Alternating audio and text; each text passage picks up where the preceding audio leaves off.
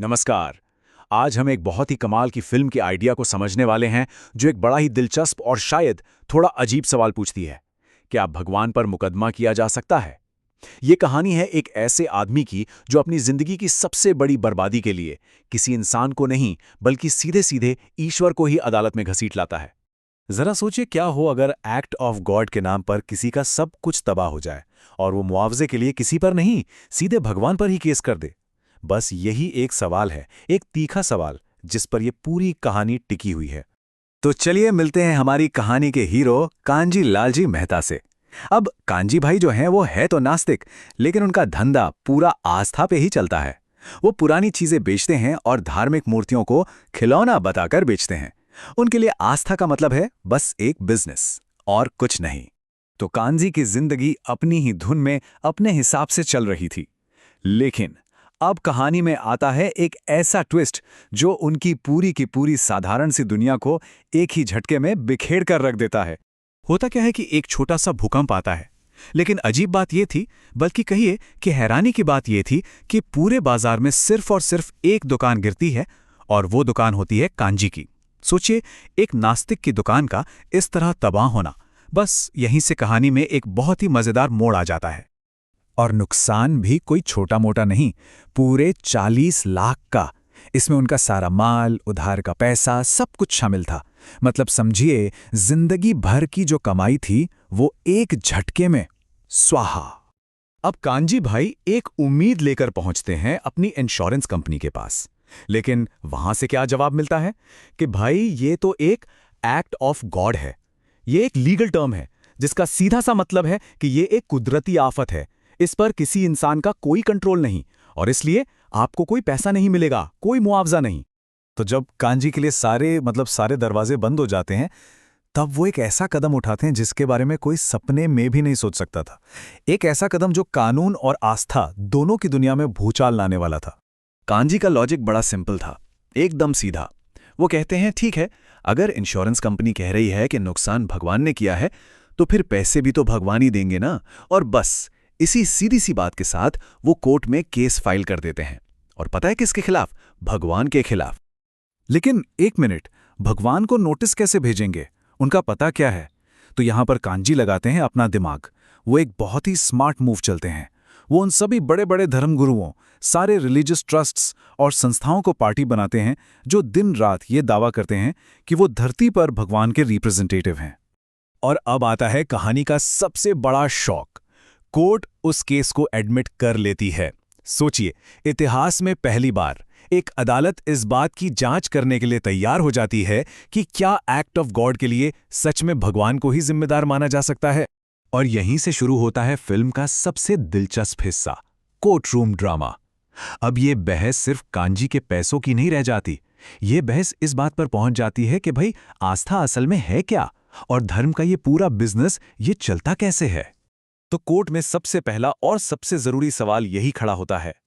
ठीक है, मान लिया नुकसान भगवान ने किया, पर ये धर्मगुरु पैसे क्यों भरें? इनका क्या लेना देना? और यहीं कांजी अपना सबसे जबरदस्त तर्क सामने रखते हैं। वो एक सिंपल सा उदाहरण देते हैं। कहते हैं कि जब घर की बिजली जाती है, तो क्या हम सीधे अनिल अंबानी को फोन करते हैं? नहीं ना, हम रिलायंस के ऑफिस में कॉल करते हैं। वो कहते हैं, ठीक वैसे ही ये धर्मगुरु भी धरती पर भगवान की फ्रेंचाइजी चला रहे हैं। ये उनके कलेक्शन एजेंट्स हैं। तो अब ये पूरा केस पैसों से हटकर आस्था के असली मतलब पर चला जाता है। और फिल्म यहां एक बहुत ही गहरी बात बताती है, दो तरह के लोगों के बारे में। एक होते हैं ईश्वर प्रेमी, जिनका भगवान से रिश्ता प्यार और भरोसे का होता है। और दूसरे होते हैं ईश्वर भीरू, यानी भगवान से डरने वाले। ये डर की वजह से धर्म को एक सौदा बना देते हैं, एक ट्रांजैक्शन। बहस चलती रहती है, और आखिर में जज साहब कांजी के सामने एक आखिरी चुनौती रखते हैं। वो कहते हैं, ठीक है कांजी भाई, हमें एक ऐसा पक्का सबूत दो, एक ऐसा लिखा हुआ प्रूफ जिसे कोई भी मना ना कर सके। ऐसा सबूत जो ये साबित कर दे कि दुनिया में जो कुछ भी होता है उसके जिम्मेदार भगवान ही हैं। और यहीं कांजी अपना मास्टर स्ट्रोक खेलते हैं। वो सबूत के तौर पर कोई आम किताब नहीं लाते। वो कोर्ट में पेश करते हैं उन्हीं धर्मगुरुओं की सबसे पवित्र किताबें, गीता, बाइबल और कुरान। और वो दिखाते हैं कि इन सभी ग्रंथों में साफ साफ लिखा है कि इस दुनिया की हर चीज, उसका बनना और बिगड़ना सब कुछ ईश्वर की मर्जी से होता है। अब ये एक ऐसा सबूत था जिसका जवाब किसी के पास नहीं था। तो कांजी केस तो जीत जाते हैं, पर उनकी लड़ाई अभी बाकी थी, बल्कि असली लड़ाई तो अब शुरू होने वाली थी। और कहानी में एंट्री होती है एक बहुत ही रहस्यमय किरदार की, जो कांजी की जिंदगी को पूरी तरह से बदलने वाला था। जैसे ही कांजी केस जीतते हैं, कुछ कट्टरपंथी लोग उन पर हमला कर देते हैं और इस हमले में कांजी कोमा में चले जाते हैं। मतलब जो आइडिया की लड़ाई उन्होंने जीती थी वो एक भयानक फिजिकल अटैक में बदल जाती है। और जब कांजी कोमा में होते हैं तो उनसे मिलने आता है एक कंसल्टेंट जिसका नाम है कृष्ण वासुदेव यादव। लेकिन ये कोई मामूली इंसान नहीं है, ये असल में खुद भगवान कृष्ण हैं, जो इंसान के रूप में कांजी को रास्ता दिखाने आए हैं और कहते हैं कि मेरा काम सिर्फ रास्ता दिखाना है, मंजिल तक पहुंचना तुम्हारा काम है।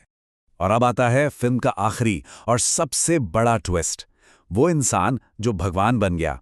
ये कहानी का सबसे मजेदार और कह सकते हैं कि सबसे विडंबना वाला हिस्सा है, क्योंकि यहां कांजी खुद वही चीज बन जाते हैं जिसके खिलाफ उन्होंने इतनी बड़ी जंग लड़ी थी। विडंबना देखिए कितनी बड़ी है। एक तरफ कांजी कोमा में पड़े हैं और बाहर दुनिया में उन्हें एक नया भगवान घोषित कर दिया जाता है। कुछ ही दिनों में उनके नाम से झूठे चमत्कार की कहानियां फैलने लगती हैं। और मजे की बात देखिए, जिन धर्मगुरुओं की दुकान कांजी ने बंद करवाई थी, वही लोग अब कांजी का मंदिर बनाकर अपना नया बिजनेस शुरू कर देते हैं। फिर कांजी कोमा से बाहर आते हैं और देखते हैं कि उनका खुद का मंदिर बन गया है। वो अपनी ही मूर्ति को तोड़ देते हैं और लोगों से एक बहुत जरूरी बात कहते हैं। वो कहते हैं, भगवान को इन पत्थरों में मत ढूंढो, उसे इंसान में ढूंढो, वो वहीं मिलेगा। और सच कहूं तो यही इस पूरी फिल्म का सबसे पावरफुल मैसेज है। तो ये कहानी हमें एक बहुत ही गहरे सवाल के साथ छोड़ जाती है, सोचने पर मजबूर करती है कि सच्ची आस्था की लाइन कहां पर खत्म होती है और डर का बिजनेस कहां से शुरू हो जाता है। ये एक ऐसा सवाल है जिस पर हम सबको सोचना चाहिए।